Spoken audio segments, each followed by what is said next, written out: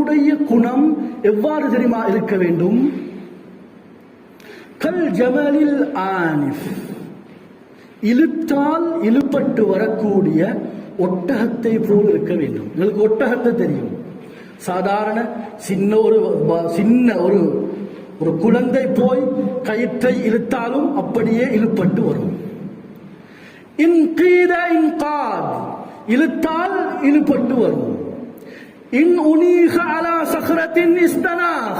அது ஒரு சூடான பாறாங்கல்லிலே அமர வைக்கப்பட்டாலும் இஸ்தனாஹ், அது அப்படியே அமர்ந்து விடும்.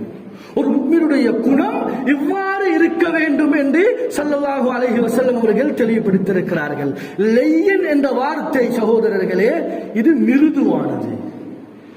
ஸல்லல்லாஹு அலைஹி வஸல்லம் அவர்களுடைய இந்த மிருதுவான பேச்சை பார்த்தே ஆயிரக்கணக்கான மக்கள் இஸ்லாத்துக்கு வந்திருக்கின்றார்கள். அதில் குறிப்பாக ஒன்றை சொல்கிறேன்.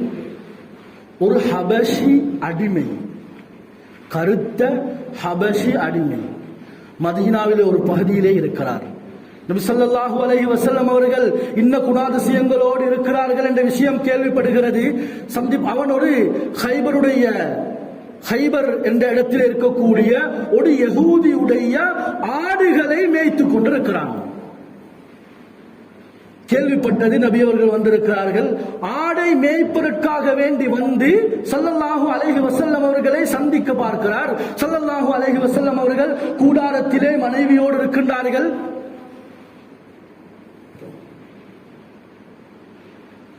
அப்பொழுது அந்த கூடாரத்துக்கு முன்னால் ஸல்லல்லாஹு அலைஹி வஸல்லம் அவர்கள் ஒரு பாதுகாப்பனை அப்படியே நியமித்து வைத்திருந்தார்கள். அந்த மனிதர் வந்து சொல்கிறார், உரீது முலாகாத்தன் நபி ஸல்லல்லாஹு அலைஹி வஸல்லம், நான் முஹம்மது ஸல்லல்லாஹு அலைஹி வஸல்லம் அவர்களை சந்திக்கிறோம். அந்த பாதுகாவலர் சொல்லுகிறார், உமக்கு சந்திக்க முடியாத இந்த அளவுக்கு பெரிய ஒட்ட கூட்டத்தோடு ஆடுகளோடு மேய்ப்பதற்காக வேண்டி வந்து எப்பொழுது நபி அவர்களை சந்திக்க போகிறீர் என்று சொன்ன நேரத்திலே ஸல்லல்லாஹு அலைஹி வஸல்லம் அவர்களும் வெளியே வந்து விடுகின்றார்கள். எழுதுகின்றார்கள். அந்த பாதுகாவலர் சொல்லுகிறார், அந்த கருத்த காட்டு ஆடு மேய்க்கக்கூடிய அந்த அடிமையோடு ஸல்லல்லாஹு அலைஹி வஸல்லம் அவர்கள் எப்படி நடந்து கொண்டாங்கண்டா, அவன் சொல்லக்கூடிய விஷயத்தை காதை தாழ்த்தி கேட்டாங்க. அந்த ஹபஷி சொல்லக்கூடிய எல்லா விஷயத்தையும் கேட்டாங்க. கேட்டோன்னே அந்த ஹபஷி அடிமை சொல்றாரு, அந்த முஹம்மது ஸல்லல்லாஹு அலைஹி வஸல்லம், நீங்க முஹம்மது ஸல்லல்லாஹு அலைஹி வஸல்லம் அவர்களா? நாம் பல அரசர்களை பார்த்திருக்கிறோம், கேள்விப்பட்டிருக்கிறோம், இவ்வாறெல்லாம் இருப்பார்கள் என்று சொல்லி இந்த அளவுக்கு நான் சொல்லக்கூடிய விடயத்தை நீங்கள் மெல்லினமாக எழுதுகின்றார்கள்.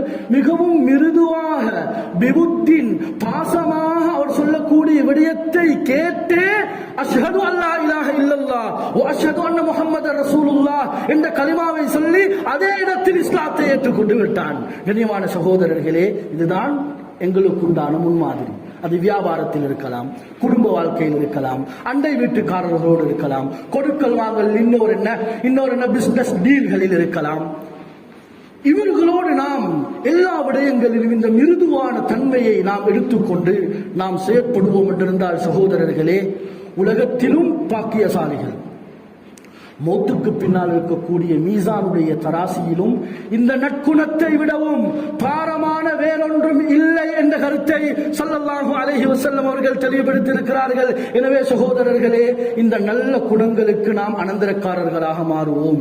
சொன்னார்கள் ஸல்லல்லாஹு அலைஹி வஸல்லம், அன ஸஈமுன் பிபைத்தின் في ربض الجنة لمن ترك المراء وإن كان محقا. யார் உண்மையில் இருந்தும் யார் வாதாட்டத்தை விட்டு விடுகிறாரோ சொர்க்கத்தில் ஒரு பகுதியில் அவருக்கு நான் ஒரு மாளிகையை பொறுப்பெடுத்துக் கொள்கிறேன். இரண்டாவதாக சொன்னார்கள், சொர்க்கத்துடைய ஒரு நடுப்பகுதியிலே நான் ஒரு மாளிகையை பொறுப்பெடுத்துக் கொள்கிறேன்.